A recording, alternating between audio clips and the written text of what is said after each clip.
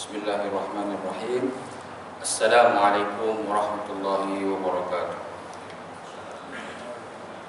Alhamdulillahirabbil alamin wa bihi nasta'inu ala umuri dunya waddin wa ala alihi wa sahbihi wa man tabi'ahum bi ihsanin ila yaumiddin. Rabbi shrah li sadri wa yassir li amri wa hlul 'uqdatam min lisani yafqahu qawli, amma ba'd. Hadirin dan hadirat sidang jemaah Kuliah Maghrib Surah Ar-Rawdah yang dimuliakan oleh Allah Subhanahu wa taala. Alhamdulillah, bersyukur kita kepada Allah Subhanahu wa taala pada malam hari ini kita dapat berjumpa semula untuk sama-sama kita mengulang kaji, mentadabbur ayat suci Al-Quran dan juga sunnah Rasulullah SAW. Sesungguhnya apa yang tuan-tuan dan puan, kakak, abang lakukan pada malam hari ini adalah merupakan salah satu daripada usaha kita untuk meleburkan dosa. Dipanggil sebagai kafarat ataupun pelebur dosa. Terdapat sebuah hadis yang diriwayatkan oleh Imam At-Tabarani. Status hadisnya ini adalah hadis yang hasan, di mana ada beberapa perkara yang kita lakukan akan menjadi pelebur dosa. Wa ammal kafarat, dalam hadis tersebut, adapun pelebur daripada dosa adalah fantizarus solat ba'da solat, iaitu menunggu waktu solat kepada waktu solat yang lain. Jadi tuan-tuan sekarang ini, usaha amal yang tuan-tuan lakukan pada malam hari ini adalah menunggu waktu solat, iaitu solat Isya. Jadi usaha kita menunggu waktu solat, masuknya waktu solat Isya itu adalah merupakan salah satu daripada kategori pelebur daripada dosa.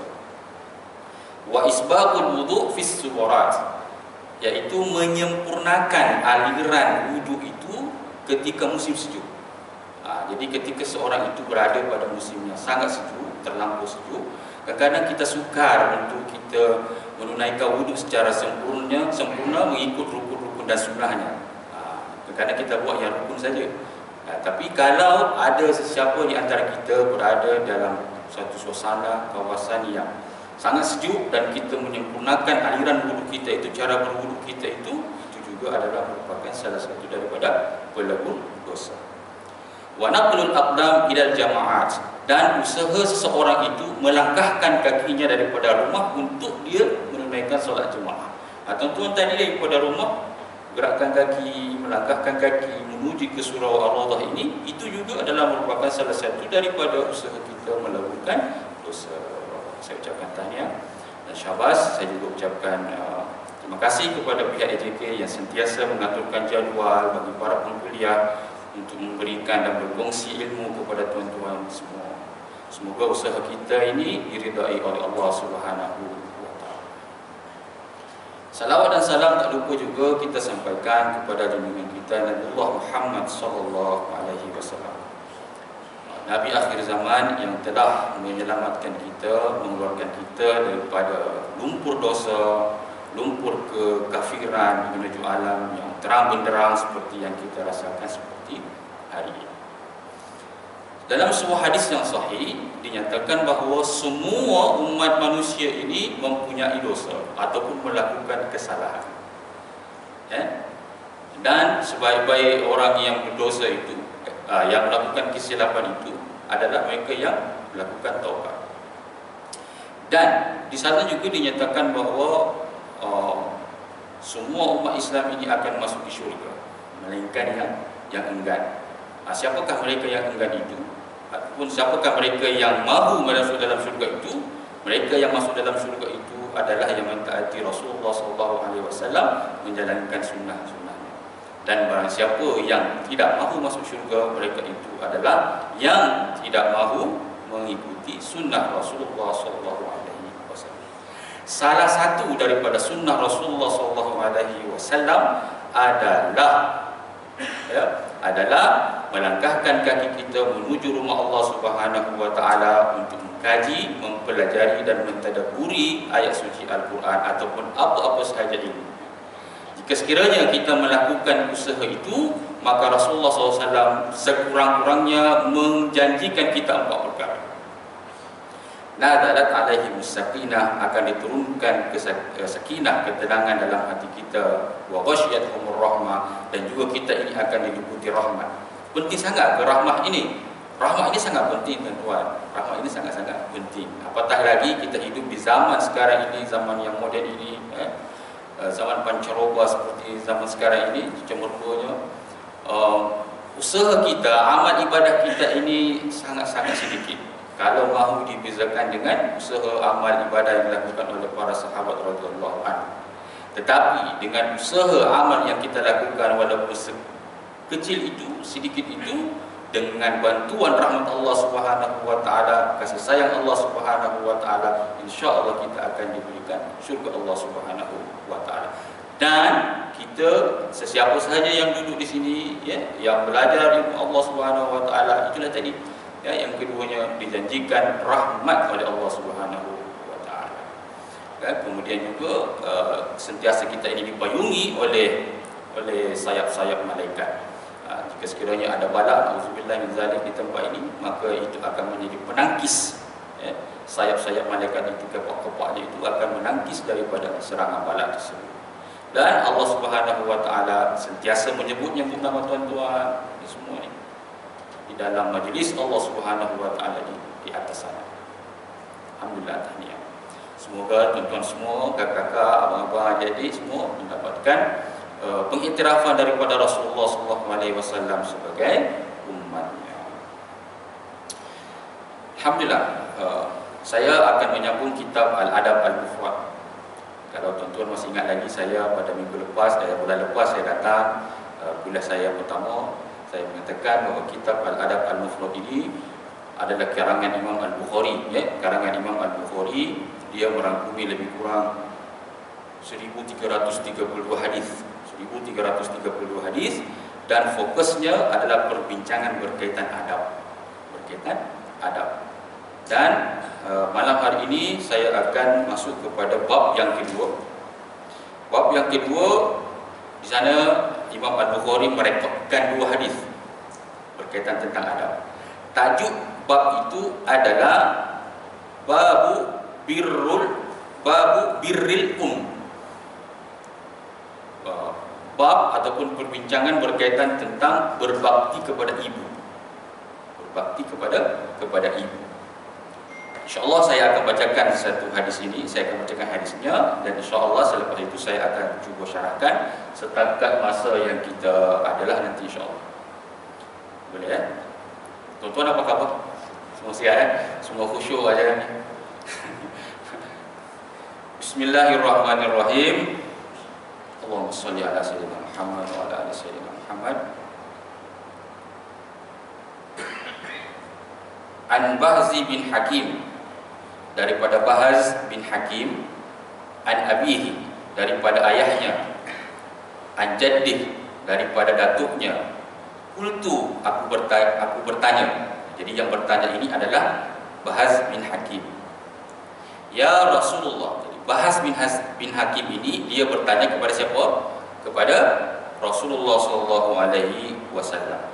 Ya Rasulullah, man abar? Siapakah yang paling utama aku berbakti, aku berbuat baik? Qal, Rasulullah SAW bersabda ataupun menjawab, ummuka, ibumu. Qultu man abar? Dia tanya lagi kali soalan yang kedua, siapakah yang semestinya aku berbakti? Qal, jawaban Rasulullah SAW masih lagi sama, ummuka, iaitu ibumu. Qultu man abar? Soalan yang ketiga, siapakah yang semestinya aku berbakti kepadanya? Qal, ummuka, jawaban Rasulullah SAW masih lagi sama, iaitu ibumu. Qultu man abar? Soalan yang keempat, siapakah yang aku mesti berbakti? Qal, abaka. Kemudian Rasulullah SAW menjawab, ayahmu. Tsummal aqrab fal aqrab. Kemudian selepas ayah adalah keluarga terdekat dan yang terdekat. Hadis ini adalah hadis yang nombor 3, hadis yang hasan. Hadis hasan ini maknanya dia tidak sampai kepada taraf yang sahih. Dia ada satu syarat, yang mana perawi daripada hadis tersebut itu tidak melayakkannya menjadi hadis yang sahih. Tapi hasan ini sangat-sangat kuat dan sangat-sangat bagus, dan untuk kita amalkan sangat-sangat baik. Demikianlah hadis yang direkodkan oleh Imam Al-Bukhari di dalam kitab Adabul Mufrad ini, bab birrul bab berbakti kepada ibu. Jadi tuan-tuan dan puan-puan yang dikasihi oleh Allah Subhanahu wa taala, pada hadis ini kita sama-sama memahami bahawa Rasulullah SAW ketika mana baginda ditanyakan siapakah yang mesti diutamakan untuk kita berbakti kepadanya, maka jawapan baginda sallallahu alaihi wasallam sentiasa sama. 3 kali jawapan itu merujuk ataupun memihak kepada ibu. Memihak kepada ibu. Ini bermaksud bahawa ibu mempunyai peranan yang sangat penting dalam kehidupan seseorang. Tiada siapa pun manusia yang hadir di tempat ini, yang hidup di pentas dunia ini, yang tidak dilahirkan menerusi rahim seorang ibu. Ibu sekurang-kurangnya dia ada 3 kepayahan, kesukaran yang mesti dilaluinya sehinggalah seorang bayi, seorang anak itu lahir dan ke pentas dunia ini. Yang pertama adalah ketika mana dia itu mengandung. Semasa beliau mengandung ini lebih kurang 9 bulan masa yang sangat normal itu, pelbagai ujian, kepayahan yang perlu ditanggungnya, yang dia sahajalah yang tahu. Saya sebagai seorang lelaki, saya tak dapat tahu, saya tak dapat nak menyelami perasaan isteri saya ketika dia mengandung. Tetapi melihat riak wajahnya yang begitu kepayahannya itu, saya dapat memastikan bahawa sangat-sangat berat bebanan yang perlu ditanggungnya. Yang kedua adalah semasa dia mahu melahirkan itu, sebelah kakinya itu sama ada hidup di dunia ini ataupun ke syurga Allah Subhanahu wa taala. Itu sahaja. Kalau dia meninggal dunia, maka tempatnya adalah syurga. Dan ketika mana dia hidup, alhamdulillah dia masih lagi mampu melihat wajah suaminya ataupun bayinya itu. Sangat-sangat penat. Dan yang ketiganya adalah masa untuk ketika mana dia itu menyapih ataupun memisahkan, menceraikan susunya, air susunya itu daripada anaknya. Mengambil tempoh juga lebih kurang 2 tahun itu. Lebih kurang 2 tahun untuk menyusukan baby, kan? Kemudian pada masa yang sama itu juga, seorang ibu itu yang bergelar ibu kita itu, dialah yang mananya insan yang paling pertama mendidik seseorang itu, mendidik kita. Mendidik kita macam mana makannya betul, macam mana berjalannya betul, gitu. Ini adalah merupakan satu keutamaan yang dimiliki oleh seorang ibu, sehinggalah hadis ini disabdakan oleh Rasulullah SAW.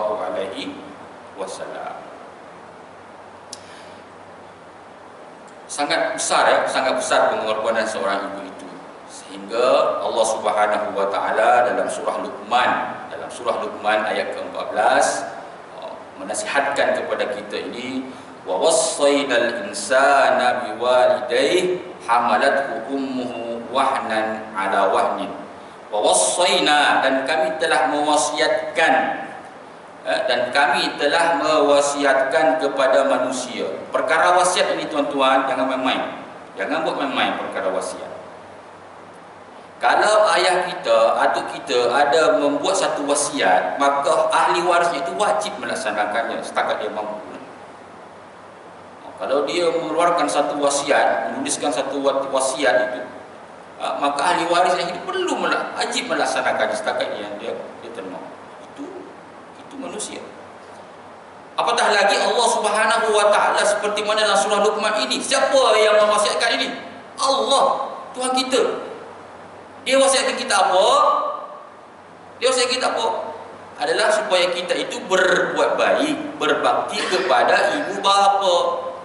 Jadi kita yang punya ibu bapa ini wajib melaksanakan wasiat Allah Subhanahu wa taala ini. Bukan wasiat manusia, ini wasiat Allah. Wasiat Tuhan kita yang kita wajib untuk menunaikannya. Sebab tiada satu pun di antara kita ini yang tidak mempunyai ibu bapa, maka perlulah kita menunaikannya. Kenapa penting sangat kita nak berbakti kepada ibu bapa ini, khususnya ibu? Kerana ibu itulah yang telah mengandung kita wahnan ala wahnin, daripada masa tempoh yang begitu lemah kepada yang sangat lemah. Bukan semakin hari dia semakin kuat. Di hadapan kita itu suaminya dia nampak gagah saja, sebenarnya dia itu sudah lemah, bang. Kita aja ni buat macam apa kan, buat macam dia itu tak apa, sebenarnya dia sudah lemah tu. Bulan keempat, bulan kelima usia kandungannya, bang, bulan ke-9 sangat-sangat teruk keadaannya, kepayahan dia itu yang ditanggung. Wa fisaluhu fi amain, dan dia juga menceraikan susu anaknya itu fi amain, dalam masa 2 tahun. Anishkurli, maka bersyukurlah kamu kepada aku, kerana aku telah mengkurniakan kepada kamu ibu bapa yang baik-baik. Semua ada ayah, semua ada bin. Wali walidaika ilayyal masir, dan bersyukurlah kamu kepadaku, dan bersyukurlah juga kamu kepada ibu bapa kamu yang telah memberikan kamu rumah, dapat berteduh, memberikan kamu makan. Bolehlah kita meluruskan kita punya tulang belakang ini, mampu kita meneruskan kehidupan seharian kita ini. Wa ilayyal masir, ingatlah bahawa hanya kepada Allah Subhanahu wa taala sahaja tempat kita kembali. Tiada lagi tempat yang lain. Kita akan kembali kepada Allah Subhanahu wa taala. Sebab itulah tuan-tuan, Rasulullah SAW mensabdakan hadis ini dan memihak usaha untuk kita berbakti kepada ibu sebanyak 3 kali. Bukan kita nak nafikan peranan ayah. Ayah itu penting juga. Seorang ayah itu penting juga sebagai pemimpin. Kalau tiada pemimpin maka runtuhlah. Namun di dalam konteks ini, seorang ibu itu dia jika dibandingkan dari sudut tugasannya itu dalam mendidik anak ini sungguh luar biasa. Kalau tengah-tengah malam kan, jam 2 pagi, 3 pagi, bayi bangun terkencing nak susu, saya kalau dah tertidur tu memang saya tak bangun lah. Kalau baby dah merengek itu saya tak bangun dah. Siapakah dia yang sangat-sangat hebat itu, yang sanggup bangun ketika malam itu, mengganti pampers anak, membuatkan susu atau menyusukan anak ni? Ibu, isteri kita. Itu sangat-sangat hebatnya lah. Sebab itulah tuan-tuan, terdapat juga di dalam satu ayat dalam Al-Quran, surah Al-Ahqaf ayat yang ke-15, wa wassaynal insana biwalidayhi ihsana. Tengok, Allah ni dia akan menggunakan perkataan kami wasiatkan ketika mana kita mahu berinteraksi, ketika kita mahu berbuat baik ataupun kita mahu berkomunikasi dengan ibu, ayah, dengan orang tua kita, dengan ibu bapa kita, maka Allah Subhanahu wa taala akan menggunakan terms ataupun istilah kami wasiatkan kepada kamu. Kami wasiatkan kepada kamu. Jadi kami mewasiatkan kepada kamu untuk kita berbuat baik kepada ibu. Hamalathu ummuhu kurhan wa wada'athu kurhan. Ibu mengandungkan kita ini dalam keadaan yang sangat teruk. Dia menggunakan perkataan kurh. Kurh ni lagi teruk lagi daripada wahnan. Ayat tadi itu wahnan, dia lemah. Kurh ni lagi lemah lagi. Kalau kita dah weakness itu, doif, dah lemah itu, di bawah daripada perkataan lemah, apa lagi perkataan lemah lagi dalam bahasa Melayu yang kita nak kata? Dipakai kurh dalam bahasa kurh. Kaf, ra, ha bulan. Maknanya daripada wahnan itu, wahnan itu pun dah lemah, dah weak. Perkataan lagi melemah pada itu lagi pakai kurh. Mungkin saya tak pasti apa terjemahan dalam bahasa Melayu dia, sebab bahasa Arab ini atau patah lagi bahasa Al-Quran ni memang sangat tinggi dia punya kandungan makna dia itu. Nak menunjukkan betapa lemahnya seorang ibu itu mengandung. Wa wada'athu kurha, dan juga telah Allah Subhanahu wa taala mengiktiraf seorang ibu ketika dia melahirkan, babynya, anaknya itu pun kurha juga. Sangat lemah. Saya pun tak pasti berapa ratus urat yang terputus ketika seorang ibu itu melahirkan. Memang sangat banyaklah pun. Wa fisaluhu salasuna syahra, dan ibu itu dia akan menyapih ataupun menceraikan susunya itu daripada anaknya adalah lebih kurang salasuna syuhra ataupun 30 bulan. 30 bulan ini berarti 2 tahun setengah. Jadi biasanya normalnya itu baby itu akan menyusu adalah 2 tahun setengah. 2 tahun setengah. Walaupun ada jugalah dalam masyarakat kita umur 6 tahun pun masih lagi menyusu, susu badan. Tak apalah, tak ada masalah lah. Selagi mana masih ada lagi susu ibu, tak ada masalah. Tapi kalau sebaik-baiknya aturannya di sini adalah 2 tahun setengah, seperti mana dalam firman Allah Subhanahu Wa Taala ini, salasuna syahra, 30 bulan ataupun 2 tahun setengah. Jadi tuan-tuan dan puan yang dikasihi oleh Allah Subhanahu Wa Taala, maka kita dianggap sebagai orang yang paling cilaka, paling teruk. Manusia yang paling teruk apabila kita semasa di dunia ini kita ada ayah ibu, yang mana ayah ibu kita itu sudah berada di usia yang senja dan kita tidak masuk syurga. Auzubillah. Sepatutnya seseorang yang mempunyai ibu bapa di rumahnya itu, ataupun sekarang ini dia masih ada lagi bersama dengan ayahnya ataupun ibunya ataupun salah satu daripadanya, itu adalah merupakan ladang pahala kita untuk mendapatkan syurga Allah Subhanahu wa Ta'ala. Oleh sebab itu Rasulullah SAW mengatakan, ragima anfun, alangkah buruknya, ragima anfun, alangkah teruknya, ragib 3 kali diulangi itu. Rasulullah SAW bersabda mengucapkan ragima anfun, sangat-sangat buruk hidungnya. Orang Arab ni kalau dikatakan hidung dia sangat-sangat buruk, itu memang teruk sangat. Sebab orang Arab ni hidung dia macam-macam, cantik-cantik, lawa-lawa. Kalau ada yang mancung ke dalam macam saya ini, memang ragima anfun lah, cilaka betul kau ni. Mancung tapi mancung ke dalam, pesek lah. Orang Indonesia ni pesek. Jadi dia kata ragima anfun, sangat buruk, cilaka. Seseorang itu apa dia? Qilaman ya Rasulullah, siapakah yang cilaka itu? Sahabat bertanyalah kepada Rasulullah SAW. Qala man adraka abawaihi, yaitu sesiapa yang mempunyai ibu bapa indal kibar, di mana ibu bapanya itu dalam keadaan yang sudah kibar. Kibar ini kabirlah, besar. Besar itu maksudnya dia sudah senja, dia sudah uzur, sudah tua. Ahaduhuma, ataupun salah seorang daripadanya, au kilahuma, falam yadkhul jannah, kemudian dia tidak masuk syurga. Hadisnya ini diriwayatkan oleh Imam Muslim. Maknanya hadis yang sahih. Jadi tuan-tuan, kalau kita masih ada ayah, masih ada ibu di rumah, di kampung, pastikan, kita kena pastikan ianya menjadi tiket kita ke syurga Allah Subhanahu wa Ta'ala. Jangan sia-siakan insan istimewa, kerana dialah syurga kita itu. Kita boleh nampak syurga itu, kita boleh masuk syurga Allah Subhanahu wa Ta'ala. Jangan sampai kita termasuk dalam golongan orang yang cilaka yang disebutkan oleh hadis Rasulullah SAW yang saya sebutkan tadi. Ingat, doa seorang ibu, doa seorang ayah atau ibu bapa itu sangat makbul, mustajab doa. Kita jangan menganggap bahawa doa makbul itu terus diistijabah di dunia ini serta-mertanya, kan? Sebab Allah Subhanahu wa Ta'ala itu Maha mengetahui apa yang diperlukan oleh hamba-Nya, dan pada ketika mananya, pada masa yang mananya seorang hamba itu perlu. Tetapi akan dimakbulkan, akan dijawab oleh Allah Subhanahu wa Ta'ala. Lagilah doa seorang ibu.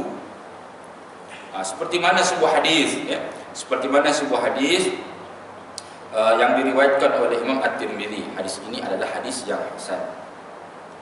Qala Rasulullah sallallahu alaihi wasallam, Rasulullah bersabda, "Thalathu da'awatin mustajabatun." Ada 3 doa yang mustajab, yang confirm dijawab, confirm akan dimakbulkan oleh Allah Subhanahu wa Ta'ala. La syakka fihinna, la syakka fihinna, tiada keraguan padanya. Menggunakan perkataan la syakka fihinna, mana tiada keraguan. tidak perlu ragu, confirm akan dijawab oleh Allah Subhanahu wa taala. Da'watul mazlum, yang pertama adalah doa orang yang dizalimi. Yang kedua da'watul musafir, doa pengembara ataupun orang yang travel ataupun yang musafir lah. Wa da'watul walid ala waladih, dan juga doa ibu bapa kepada anak. Ini je 3 golongan yang diijabah yang diijabah oleh Allah Subhanahu wa taala dan confirm. Cuma isunya bukan ikut kita mahukan. Saya nak masa ni je, masa ni terus nak dimakbul. Tak. Boleh jadi doa ibu itu nanti akan dimakbulkan ketika dia di universiti. Masa dia sekolah rendah, ibunya itu siang malam tu doa semoga dia dapat 6A, dapat 9A, 10A, 12A, berapa A sebagainya. Ketika sekolah rendah, sekolah menengah tapi tak dapat juga. Pokoknya Allah Subhanahu wa taala makbulkan dia itu ketika dia di peringkat universiti. Baru dia menjadi orang pelajar yang cemerlang. Boleh jadi masa itu. Kalau bukan anaknya itu sendiri, mungkin cucunya akan jatuh kepada keturunan dia. Dia berdoa untuk kebaikan anaknya, tetapi masih lagi tidak diijabah di situ. Rupanya Allah Subhanahu wa taala menghendaki cucunya. Jadi anak daripada si anak itu, itulah yang akan berjaya. Boleh jadi seperti itu. Sebab Allah Subhanahu wa taala seperti mana yang saya sebutkan tadi, Dialah lebih mengetahui apa yang diperlukan oleh hamba-Nya pada masa yang mana dan ketika mananya. Bukan kita yang nak menetapkan, saya nak hari ini, malam ini juga, ya Allah, saya nak dapatkan si Munah. Tak boleh. Memang boleh anda tetap doa macam tu, tak ada masalah. Tetapi mungkin lebih baik lagi daripada si Munah yang anda akan dapatkan sebagai jodoh. Boleh jadi. Pada mata kasar kita, si Munah itulah yang terbaiknya untuk jodoh kita.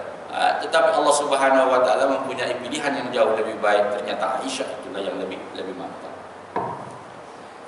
Tuan-tuan yang dikasihi oleh Allah Subhanahu wa taala, daripada hadis ini juga dapat kita mempelajari satu perkara penting, bahawa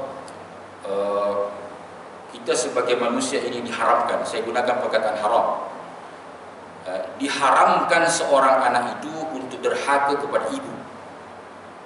Diharamkan seorang anak itu untuk derhaka kepada seorang ibu. Saya bersandarkan kepada hadis yang sahih diriwayatkan oleh Imam Al-Bukhari. Imam Al-Bukhari Anil Mughirah bin Syu'bah, daripada Al-Mughirah ibn Syu'bah, Anin Nabi sallallahu alaihi wasallam qala, daripada Nabi sallallahu alaihi wasallam sabda, Innallaha harrama alaikum, sesungguhnya Allah Subhanahu wa taala harrama alaikum, telah mengharamkan ke atas kamu. Bukan rupanya Allah Subhanahu wa taala yang menggunakan istilah haram itu. Allah Subhanahu wa taala mengharamkan kamu apa? Uququl ummahat. Uquq al-ummahat. Uquq al-ummahat ini maknanya adalah derhaka kepada ibu. Wa man'an, kita juga diharamkan untuk menghalang harta kita untuk menderma pada masa yang diwajibkan oleh Allah Subhanahu wa taala. Wahat, dan juga kita meminta sesuatu yang bukan hak kita, itu pun diharamkan juga oleh Allah Subhanahu wa taala. Kita mati-mati berusaha nak mendapatkan sesuatu yang bukan hak kita. Wa wa'dal banat, dan mengkubur anak-anak perempuan. Kalau dahulu zaman-zaman jahiliah itu, antara adat dan budayanya adalah mengkubur anak perempuan hidup-hidup. Zaman sekarang kita ini juga pun ada berlaku sedemikian, walaupun bukan mengkubur anak secara zahir sebegitu, tetapi masa depannya itu dikubur. Masa depan anak gadisnya itu dijual oleh ayahnya sendiri. Saya pernah melakukan satu kajian berkaitan pedofilia. Saya dah sebagai ketua penyelidik buat satu kajian berkaitan pedofilia. Pedofilia ini adalah merupakan, maaf cakaplah, pedofilia ini adalah merupakan gairah seks kepada kanak-kanak. Itu satu penyakit yang dialami oleh orang dewasa yang suka ataupun fantasi seksnya itu kepada kanak-kanak. Jadi ketika saya ataupun tim melakukan temu bual kepada satu penjenayah ini, dipanggil sebagai pesalah laku pedofilia ini, antara jawapannya yang diberikan, dia itu adalah anak aku, kata dia. Dia itu adalah anak gadis aku. Jadi sepatutnya saya lah yang merasmikannya lebih dahulu. Itu jawaban ayah. Nauzubillah.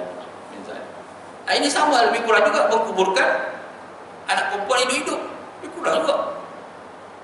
Cuma kita gaya moden sikit. Kita memangsa, menjadi pemangsa. Ayahnya itu menjadi pemangsa kepada anak gadis, anak perempuannya itu yang belum lagi ini tahu, belum lagi dewasa, masih kanak-kanak. Itu.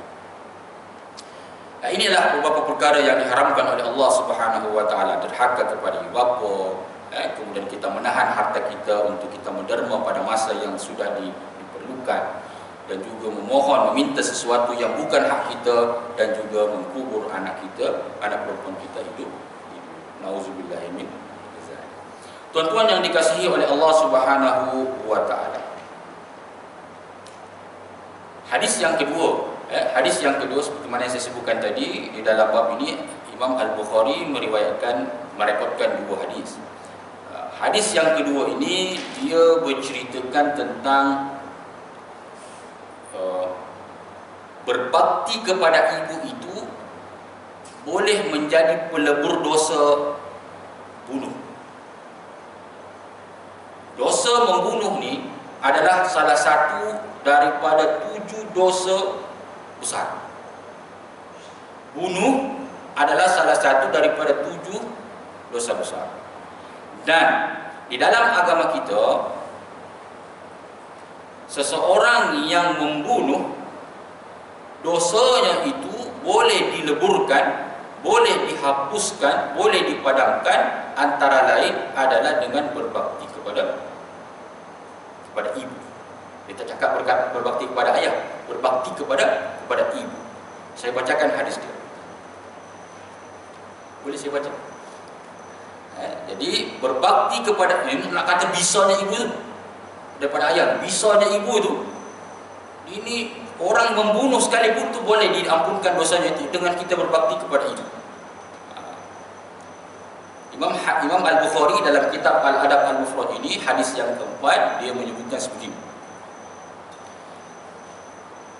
An Ibni Abbas, daripada Ibnu Abbas radhiyallahu anhu, annahu atahu rajulun.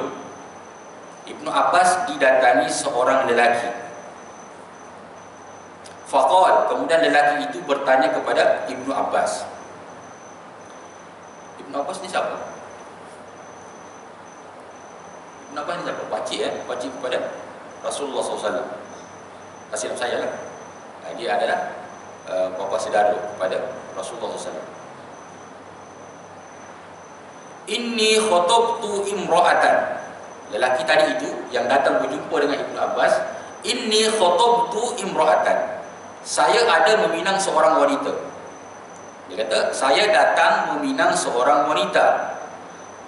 Fa'abat. Kemudian wanita tadi itu dia enggan. Maksudnya dia tak nak menerima saya menjadi bakal suami dia. Fa'abat antankihani. Kemudian wanita yang aku lamar tadi itu, yang aku pinang itu, dia enggan untuk menjadi bersuamikan aku. Wa khatabaha ghairi. Kemudian ada lelaki yang lain yang masuk meminangnya.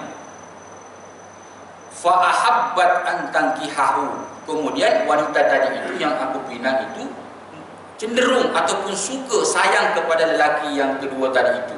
Maksudnya dia nak, maksudnya apa? Dia terima pinangan lelaki tersebut. Faghirtu 'alaiha, maka aku pun cemburu kepadanya. Faghirtu 'alaiha, maka aku pun cemburu kepada wanita tadi itu. Kenapa aku tidak diterima sedangkan lelaki yang tadi itu diterima? Faghirtu 'alaiha, maka aku pun cemburu. Faqataltuha, kemudian aku pun membunuh wanita itu. Maka aku telah membunuh wanita itu. Fahalli min taubah. Soalan lelaki tadi itu selepas menceritakan kisahnya kepada Ibnu Abbas, dia kata, fahalli min taubah. Saya ada lagi tak masa untuk bertaubat? Itu soalannya. Fahalli, adakah bagiku taubat, bertaubat? Maka apa jawapan daripada Ibnu Abbas radhiyallahu an? Ummuka hayyah, kamu masih ada ibu. Ibu masih hidup. Ummuka hayyah, ibumu masih ada lagi, masih hidup lagi. Qala la, dia kata tidak. Jawabannya tidak. Maknanya dia tak ada ibu dah. Tak ada ibu. Qala tub ilallah, kalau macam tu tub ilallah, bertaubatlah kepada Allah Subhanahu wa taala. Wa taqarrub ilaihi mastata'ta, dan berusahalah untuk mentaati Allah Subhanahu wa taala, mendekati Allah Subhanahu wa taala sekadar yang kamu mampu, bukan secara menggila-gila, secara melampau. Mendekatilah Allah, beribadahlah kepada Allah Subhanahu wa taala mastata'ta, setakat mana yang kamu mampu. Itu jawapannya. Jadi jawapannya diberikan tiga pilihan, tiga jawapanlah. Jadi yang pertamanya, kalau ada ibu, kena berbakti kepada ibu. Tapi ibunya tak ada, dah meninggal. Maka Ibn Abbas kata, tub ilallah, bertaubatlah kepada Allah Subhanahu wa taala. Kemudian jawapan yang ketiga, dekatilah Allah Subhanahu wa taala, yakni dengan beribadah setakat yang termampu. Fazahabtu fasa'altu Ibn Abbas. Kemudian perawi hadis ini datang menjumpai Ibn Abbas, dan aku tanyakan kepada Ibn Abbas, lima sa'altahu an hayyati ummi, wahai Ibn Abbas, kenapa kamu menanyakan adakah ibunya masih hidup? Ketika kamu memberikan jawaban, kenapa kamu memberikan jawaban adakah ibu masih hidup? Faqal, maka Ibn Abbas pun menjawab, inni la a'lam, sesungguhnya aku la a'lam, aku tidak tahu. Aku tidak tahu amalan, satu amalan aqrabu ilallah, yang paling dekat, yang paling disukai, paling disayangi oleh Allah Subhanahu wa taala, min birril walidah, daripada berbakti kepada ibu. Hadisnya adalah hadis yang sahih. Ini tuan. Hadis yang sahih direkodkan oleh Imam Al-Bukhari, Amirul Mukminin, di dalam hadis. Seperti mana yang pernah saya sampaikan pada bulan lepas, seorang yang mendapat gelaran Amirul Mukminin dalam bidang hadis, maknanya dia sudah pun menguasai 600,000 sehingga 1 juta hadis. Inilah Imam Al-Bukhari meriwayatkan sebuah hadis yang sahih, bahawa tiada lagi lah aku tahu, kata Ibnu Abbas, tiada lagi lah amalan yang paling mendekati Allah Subhanahu wa taala, yang dapat menarik belas kasihan Allah Subhanahu wa taala, melainkan berbakti kepada ibu. Kepada ibu. Jadi ini tuan-tuan. Dengan kita berbakti kepada ibu, itu pun mampu meleburkan dosa, walaupun dosa seumpama membunuh. Yang dimana dalam sebuah hadis, dosa bunuh itu adalah merupakan salah satu daripada dosa yang dosa besar. An Abi Hurairah radhiyallahu an Nabi sallallahu alaihi wasallam qala, daripada Nabi sallallahu alaihi wasallam sabda, ijtanibu, jauhilah kamu as-sab'a al-mubiqat, 7 dosa besar yang menghancurkan. Qalu ya Rasulullah, kemudian sahabat bertanya, wahai Rasulullah, wa ma hunna, apakah dia 7 dosa besar yang menghancurkan itu? Qal asyirku billah, yang pertama adalah syirikkan Allah Subhanahu wa taala. Ini dosa besar yang pertama. Wasihr, sihir. Wa qatlun nafs allati harramallah illa bilhaq, dan dosa bunuh, membunuh seseorang tanpa hak. Jadi kita sebenarnya ini boleh membunuh tetapi dalam konteks yang dibenarkan, seperti dalam perang, dalam jihad. Dalam hadis ini disebutkan dosa membunuh adalah membunuh orang yang bukan pada tempatnya. Wa aklur riba, maka riba pun dosa besar. Wa aklal malal yatim, makan harta anak yatim. Wa tawalli yaumaz zahf, dan juga lari daripada medan perang. Ketika perang sedang berkecamuk, kita pula menjadi pengecut, kita lari daripada medan perang. Itu pun dosa besar. Wa qazful muhsanatil mu'minatil ghafilat, dan kita menuduh curang seorang wanita mukminat yang baik. Wanita itu berbuat baik, tak buat dosa pun, tak buat maksiat pun, tapi kita tuduhkan, kita qazaf dia, kita tuduh dia melakukan perkara maksiat. Itu pun termasuk daripada salah satu daripada dosa besar. Jadi tuan-tuan, Daripada hadis yang sahih ini diriwayatkan oleh Imam Al-Bukhari ini, telah kita fahami bahawa dosa bunuh itu adalah merupakan salah satu daripada dosa besar dan ia dapat dileburkan dengan cara berbakti kepada ibu. Subhanallah. Betapa hebatnya seorang ibu ini. Ya, betapa hebatnya. Jadi kalau tuan-tuan masih lagi ada ibu, ya, cubalah balik ke rumah, berbuat baik dan berbakti kepadanya. Mungkin sudah lama kita tidak telefon, mungkin sudah lama kita tidak bertanyakan khabar, mungkin sudah lama kita tidak mengirimkan wang untuk berikan nafkah keseharian beliau. Cuba kita betulkan semula lagi. Kalau kita mahukan kejayaan akhirat di dunia ini ataupun di hari akhirat nanti, maka pastikan kebajikan ayah dan ibu kita ini terjaga. Kalau tuan-tuan ada bisnes, ada perniagaan yang sentiasa rugi, sentiasa kena tipu, ada ramai orang yang melakukan sihir, melakukan perkara yang tidak baik dalam usaha kita berniaga, mungkin salah satu sebabnya itu adalah kerana kita sudah terputus hubungan dengan ibu bapa kita. Maka perbaikilah lagi kembali tali silaturahim kita yang pernah terputus itu. Semoga Allah Subhanahu wa taala mengembalikan lagi, merancangkan lagi rezeki kita yang dijanjikannya kepada kita, insyaallah.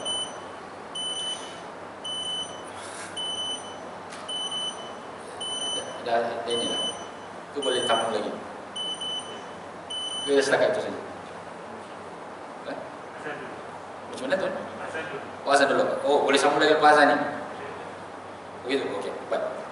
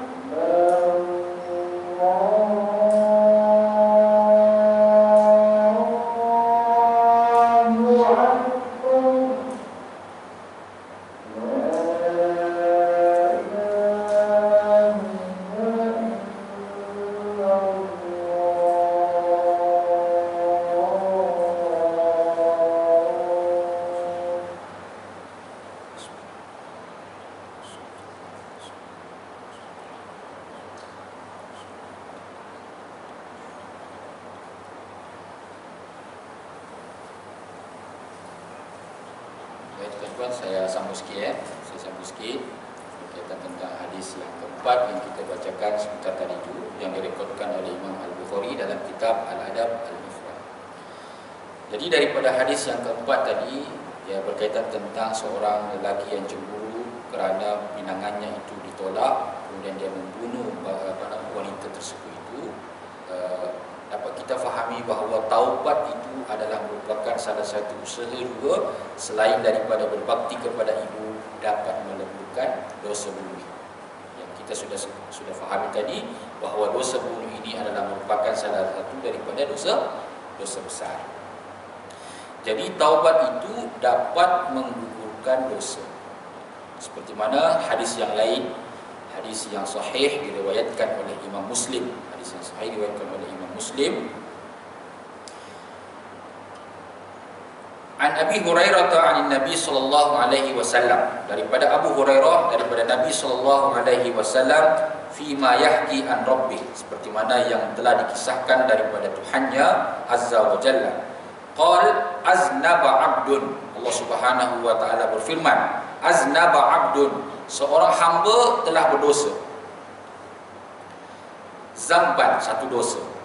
Seorang hamba telah berdosa ataupun melakukan satu dosa. Faqal, kemudian hamba itu berdoa, Allahumma gfir li zambi, wahai Tuhanku, ampunkanlah dosaku. Faqala tabaraka wa ta'ala, kemudian Allah Subhanahu wa ta'ala pun menjawab, aznaba abdi, hambaku itu telah melakukan dosa. Fa'alima anna lahu rabban, kemudian dia sedar bahawa dia ada Tuhan. Yaghfiruz zamba, yang mengampunkan dosa. Wa ya'khuzu bizzam, dan juga mengampunkan dosa ataupun mengangkat dosa. Jadi dengan usaha yang dilakukan oleh seorang hamba tadi itu, dia lakukan dosa. Dia lakukan dosa, kemudian dia bertaubat.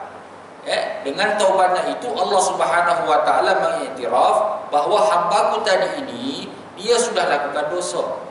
Dia sudah lakukan dosa dan dia bertaubat, mengucapkan Allahumma gfirli zambi, wahai Tuhanku, ampunkanlah dosaku. Usaha yang dilakukan oleh hamba tadi itu, Allah Subhanahu wa taala pun berfirman, dia sedar bahawa aku ada dan aku ini mengampunkan segala dosa. Teks tadi itu di dalam hadis ini diulang sebanyak 3 kali. Maknanya seorang tadi itu melakukan dosa, dia bertaubat, kemudian dia patah balik lagi, buat lagi dosa. 3 kali disebutkan itu. Dan Allah Subhanahu wa taala sentiasa membuka pintu taubatnya. I'mal ma syi'ta faqad ghafartu lak. Sehinggalah yang ketiga kali ini, teks yang seumpama berulang di dalam hadis ini. Kemudian Allah Subhanahu wa taala berfirman, "I'mal ma syi'ta faqad ghafartu lak." Lakukanlah apa yang kamu nakkan, sesungguhnya aku telah mengampunkan kamu. Hadis sahih diriwayatkan oleh Imam Muslim. Nak bagi tahu apa hadis ni? Hadis ni nak beritahu kepada kita bahawa seorang yang melakukan dosa, siapapun dia, tiada siapapun di antara kita ini yang tidak melakukan dosa. Pasti ada yang melakukan dosa. Tetapi sebagai hamba yang baik, dia kena sedar bahawa dia telah melakukan dosa dan dia ada Allah Subhanahu wa taala yang Maha menerima taubat. Maka hadis ini mengajar kepada kita untuk mengamalkan satu doa yang insya-Allah Allah Subhanahu wa taala akan kabulkan. Allahumma gfirli zambi. Ini adalah doa yang warid, berasal daripada hadis yang sahih. Kita boleh amalkan. Kalau nak amalkan doa yang selalu Tok Imam baca itu pun boleh juga. Itu lagi perfect lah, lagi sempurna. Allahumma fir lana dzunubana wa li walidayya. Itu lagi bagus, lagi mantap. Tapi dalam hadis ini dia ada 3 perkataan aja. Allahumma gfirli zambi. Contoh. Allahumma, cuba ikut saya. Allahumma firli igfirli zambi. Itu merujuk kepada kita ya, kepada seorang. Maknanya ampunkanlah dosaku. Kalau ramai-ramai tuan-tuan jadi imam, ighfar lana dzunubana. Allahumma gfir lana zunubana. Itu kalau kita doa untuk orang ramai lah. Wahai Tuhan-Tuhan ya Allah ya Tuhanku, ampunkanlah dosaku. Tapi dalam hadis ini untuk kita seorang, kita bertobat kepada Allah Subhanahu wa taala, amalkan doa ini. Allahumma gfirli zambi. Jadi hadis ini pun meneruskan, i'mal ma syi'ta, selagi mana seorang hamba itu masih lagi melakukan dosa dan dia mengingati Allah Subhanahu wa taala, bersedia untuk menerima taubatnya, maka i'mal ma syi'ta faqad ghafartu lak, sesungguhnya aku telah mengampunkan kamu. Ini kata Allah, firman Allah Subhanahu wa taala seperti mana yang direkodkan oleh Imam Muslim. Imam An-Nawawi yang mensyarah kitab Sahih Muslim, ketika mensyarah hadis ini, beliau Imam Nawawi mengatakan bahawa walaupun seseorang itu telah melakukan dosa 100 kali, 1000 kali atau lebih daripada 1000 kali, kemudian dia bertaubat, Allah Subhanahu wa taala akan ampunkan dosa. Sila rujuk kepada kitab kitab Imam An-Nawawi itu, syarah daripada Sahih Muslim. Tuan-tuan yang dikasihi oleh Allah Subhanahu wa taala, taubat mampu menggugurkan dosa. Seterusnya, dalam hadis yang kedua tadi ini,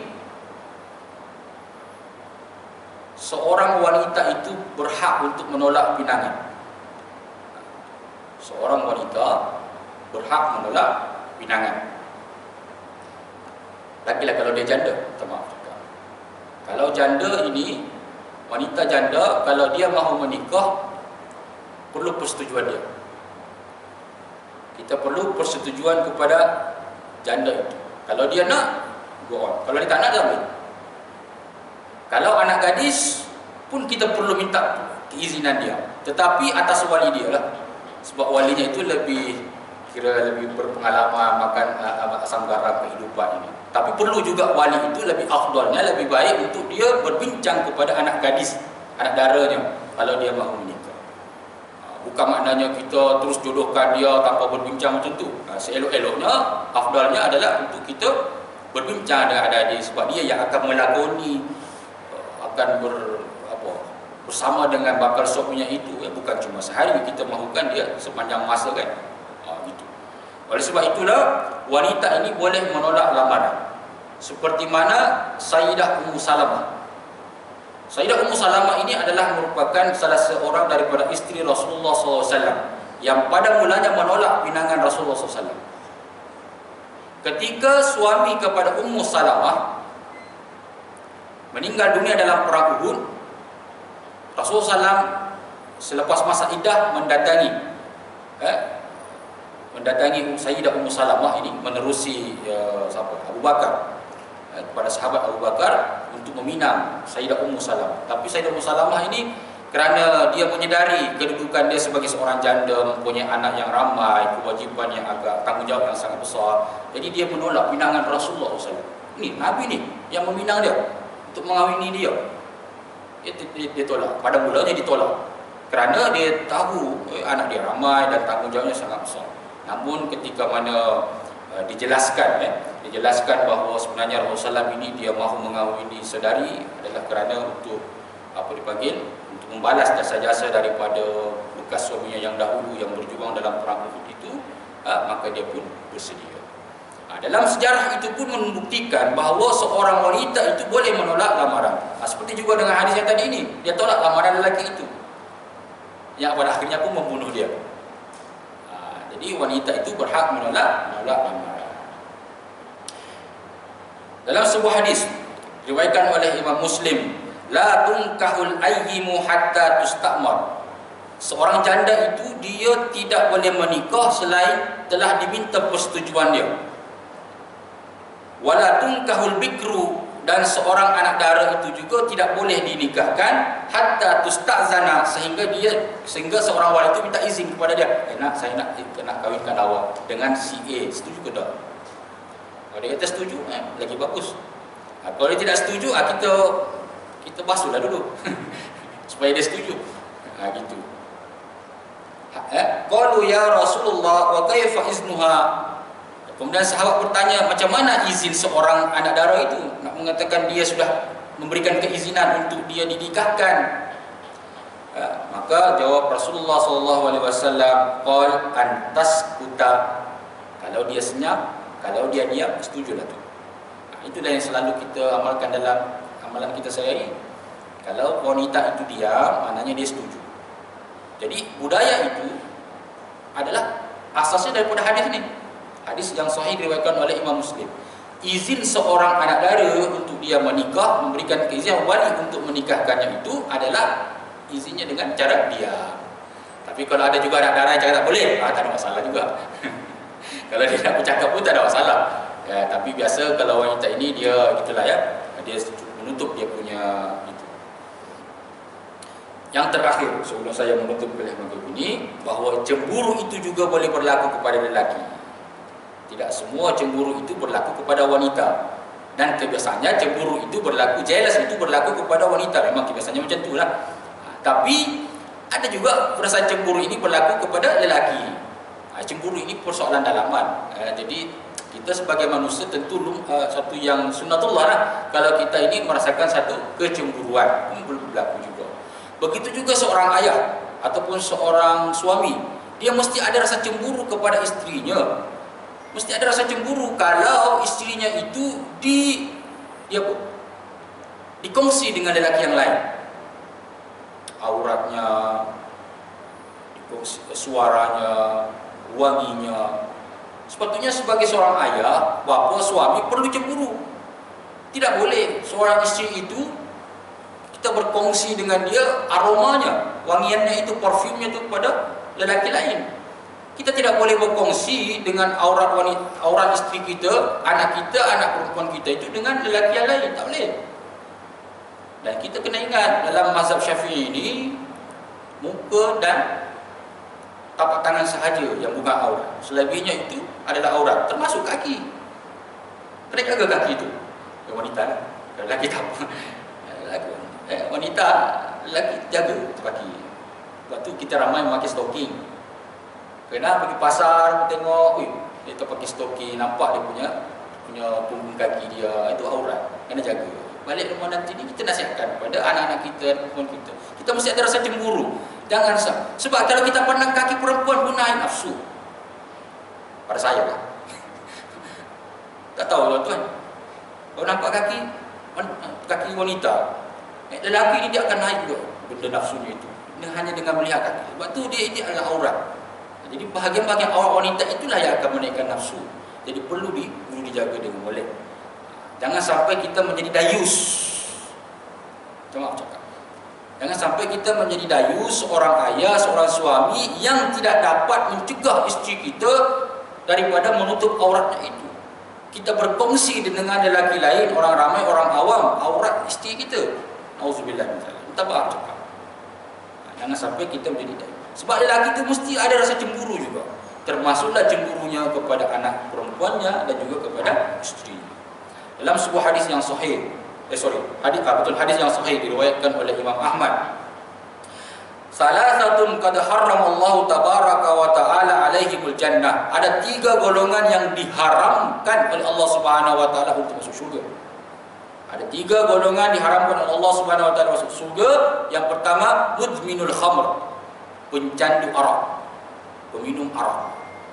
Yang kedua, wal'aq, penderhaka kepada ibu bapa. Tadi kita dah bahaskan berkaitan tentang derhaka ibu bapa ataupun berbakti kepada ibu bapa. Derhaka kepada ibu bapa confirm haram masuk syurga.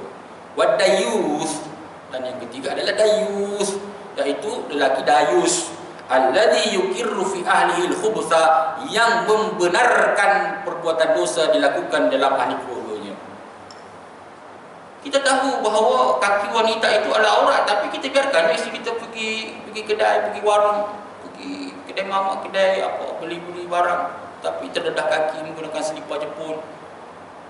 Perlu tegur, perlu ditegur. Pakai stocking, pakai kasut yang menutup aurat. Tengok baju, kalau dia dah sempit, belikan yang agak-agak lebar, yang agak longgar. Tudung kalau boleh menutupi dada ini, jangan sampai singkat. Kita perlu ada rasa cemburu. Jangan sampai lelaki-lelaki luar itu memandang isteri kita dengan pandangan nafsu, pandangan penuh gairah. Kita perlu ada rasa cemburu itu. Sebab lelaki juga mempunyai rasa cemburu. Jangan sampai kita digolongkan sebagai lelaki ataupun suami yang lain.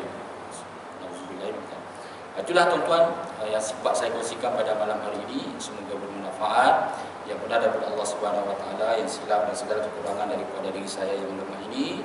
Maaf atas segala kekasaran, tersilap bahasa, dan saya menghargai masa yang tuan-tuan luangkan. Semoga usaha kita ini mendapatkan rahmat Allah Subhanahu Wa Taala. Bismillahirrahmanirrahim. Allahumma arhamna bil Quran waj'alhu lana hujjatan ya Allahumma arhamna bil Quran waj'alhu lana imaman wa nuran wa hudan wa rahmah. Allahumma dzakkirna minhu ma nusina wa 'allimna minhu ma jahilna warzuqna tilawatahu ana al-laili wa atrafan nahar waj'alhu lana hujjatan ya rabbal alamin. Allahumma ighfir lana dzunubana Allahumma ighfir lana dzunubana Allahumma ighfir lana dzunubana Rabbana atina fid dunya hasanah wa fil akhirati hasanah wa qina adzabannar. Walhamdulillahi rabbil alamin. Terima kasih banyak. Insyaallah kita jumpa lagi pada bulan hadapan pada bab yang ketiga. Assalamualaikum warahmatullahi wabarakatuh.